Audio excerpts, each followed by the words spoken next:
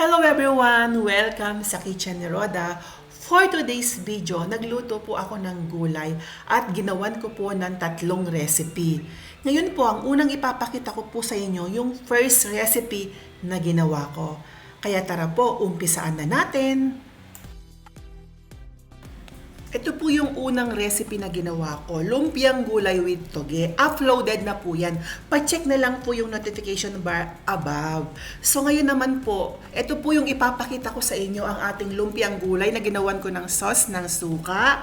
At gumawa rin ako ng sauce. Kasi po yung sauce na yan, ilalagay ko po yan sa ating lumpiang hubad. Kaya po siya tinawag na lumpiang hubad kasi nga po wala po siyang balot. At the same time po, ready to eat na po siya. Napakasarap po ng gulay na yan. Simpleng-simple lang po ang lasa. Tamang-tama lang po yan pag nauumay tayo. So guys, mag-try po kayo ng ating lumpiang hubad. Ngayon naman guys, ang ipapakita ko sa inyo, lahat ng recipe na nagawa ko.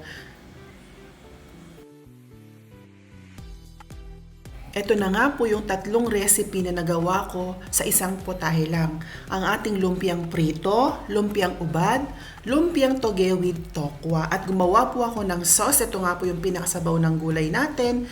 Then po yun pong suka natin. Magpe-prepare na po tayo ng ingredients. Yung ibang ingredients po naka-prepare na. So ang inihiwa ko po ngayon, sayote. Ganito po kalalakihang hiwa ko sa sayote.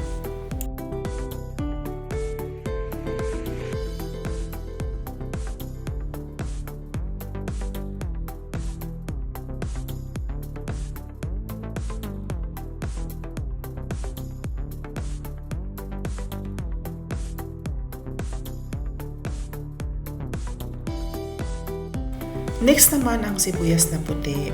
Hihiwain ko din siya ng pahaba.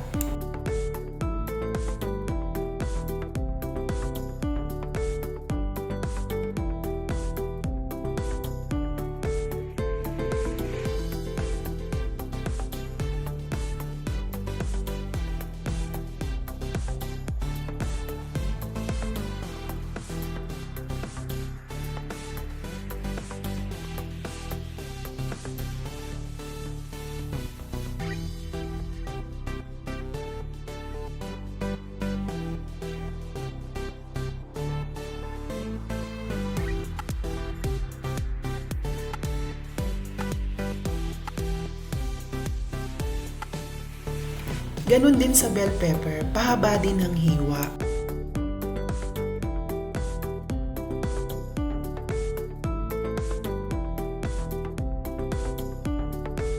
Maglalagay din po ako ng singkamas kasi nga po, nakita ko nga po yan sa rep ko, sayang naman. Pahaba din po ang hiwa natin. Lahat po ng gulay natin, pahaba po ang hiwa.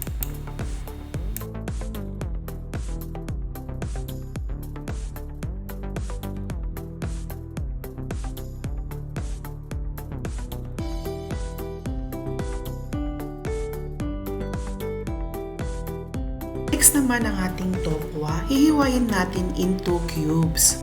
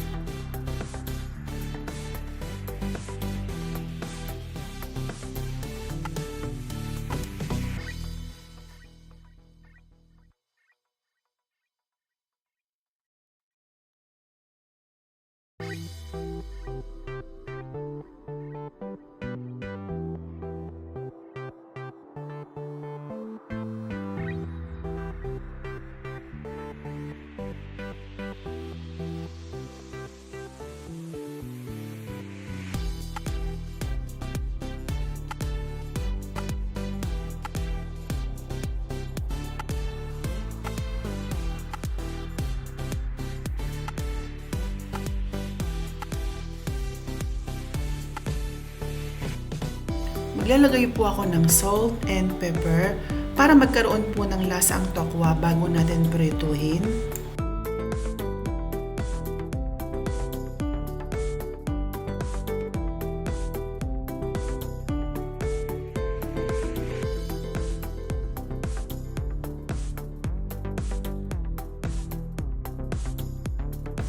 Maglalagay din po ako ng cornstarch para malutungan tokwa pag pinrito natin at nang hindi ko makapit.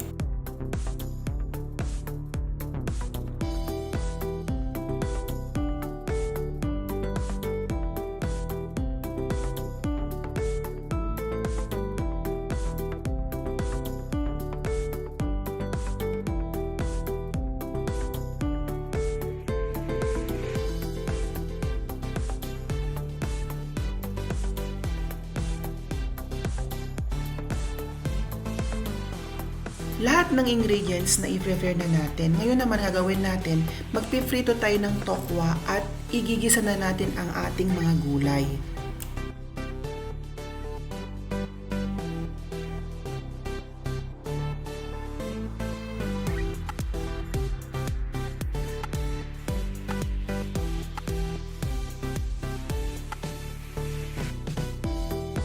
Luto na yung ating tokwa, then ise-set aside natin. Bawang, next naman igigisa na natin. Sibuyas.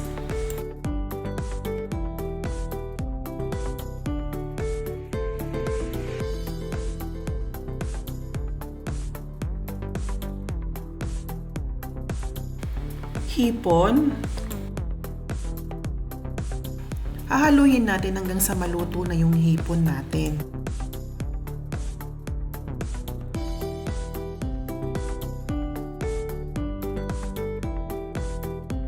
Okay na yung hipon natin. Next naman, maglalagay tayo ng katas ng hipon para mas malasa yung gulay natin.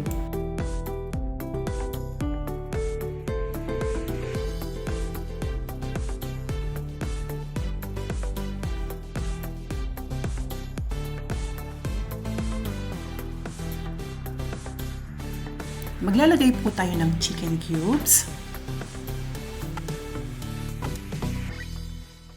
Patis, dagdag po sa pampalasa, at saka ang ating bell pepper. Ilalagay ko na rin po at ang ating carrots. Hahaluin po natin ang ating gulay para po even po ang pagkaluto.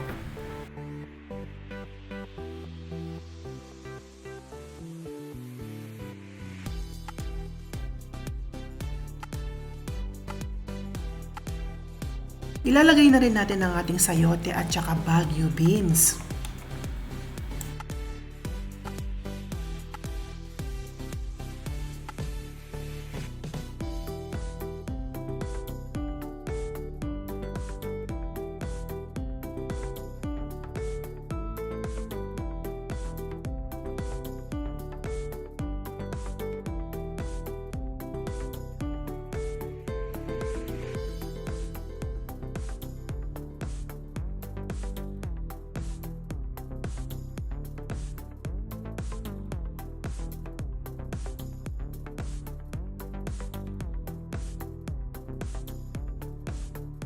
Pati na rin ang singkamas, kamote at patatas. Napakasarap po ng gulay na ito pag ginalo natin sa gulay kasi po manamis-namis siya.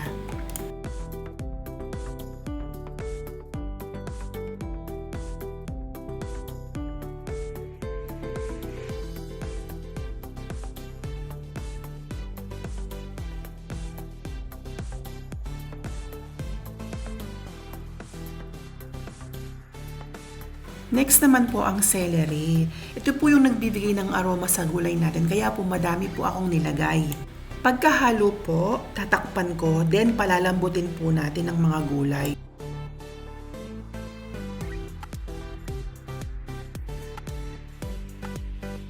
So this time po, pwede na po nating i-check ang gulay at pwede na rin po nating ilagay ang ating repolyo.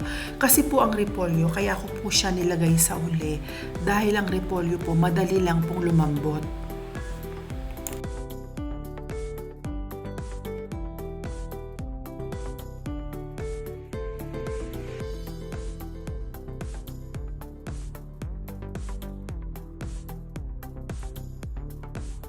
Next naman, hard toge. Compare kasi sa repolyo, mas malambot ang toge, kaya siya yung kahuli-hulihang gulay na nilagay ko. Ahaluin po natin ng maayos ang mga gulay para po pantay-pantay po ang pagkalambot ng mga gulay. So guys, luto na po yung ating gulay. Siguro mga 5 minutes lang, okay na yan. Ngayon po, ipapakita ko po sa inyo yung pangalawang recipe na gagawin ko.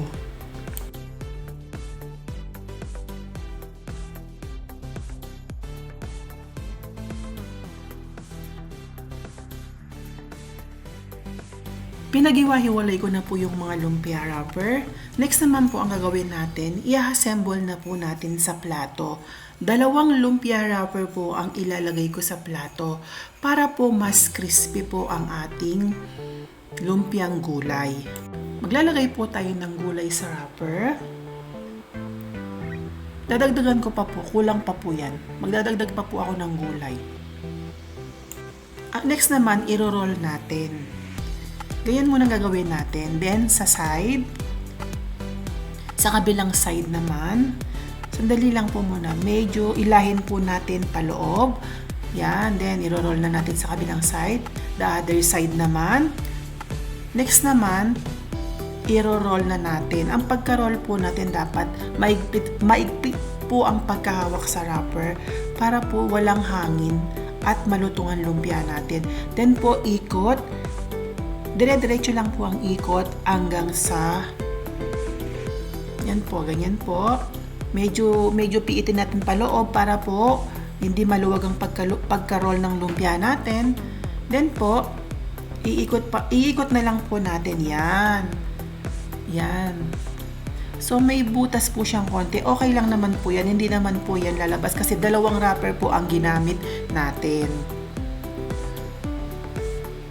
Paulit-ulit lang po yung gagawin natin.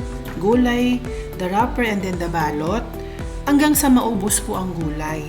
Next naman po ang gagawin natin. Pagkabalot po natin ng wrapper, ito po yung pinakaiintay natin. Magpiprito na po tayo. Ito po yung mga nagawa natin. Ang ganda po ng pagkakabalot niya. Siksik na siksik po yan. Kaya pag pinrito natin yan, maganda rin po ang kalalabasan. Siksik din po siya. Magpiprito na po tayo ng lumpia. Dahan-dahan lang po ang paglalagay ng lumpia sa ating mainit na mantika. Mas maganda po kung yung pinakalak niya po, yun po yung itatapat natin sa mainit na mantika para po hindi po bumubuka ang lumpia natin.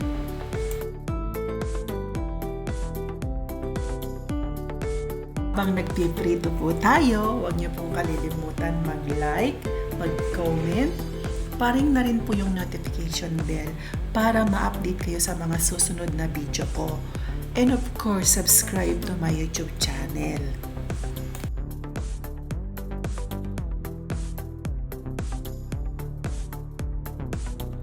So guys, okay na yung ating lumpiang gulay. Ang gagawin ko naman ngayon, ita-transfer po natin sa lalagyan. Mas maganda kung may tissue or strainer para ma-drain natin yung mga mantika na kumapit sa lumpiang prito natin.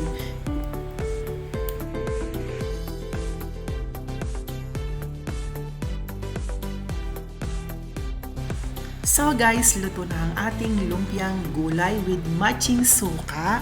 At gumawa rin po ako ng sauce at pwede rin nating isawsaw ang ating lumpia sa ginawa kong sauce na yon. Yung sauce na ginawa kong pong yun po yung pang third recipe ko. So abangan nyo po guys.